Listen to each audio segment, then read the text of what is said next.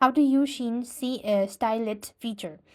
In order to use the Shein Style It feature or similar functionality like the outfit planner found in a related apps, so just want to go ahead and open a Shein app and the launch fashion shopping online app on your mobile device.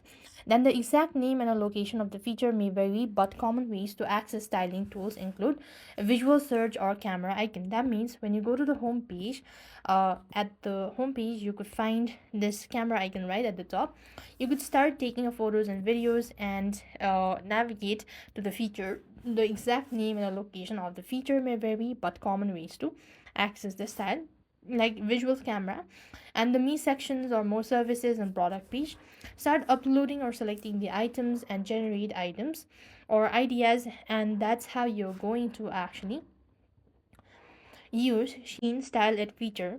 So this is how you're going to use Sheen Style It feature. I hope the video was helpful. Make sure to like, share and subscribe. Thank you for watching. See you in the next video.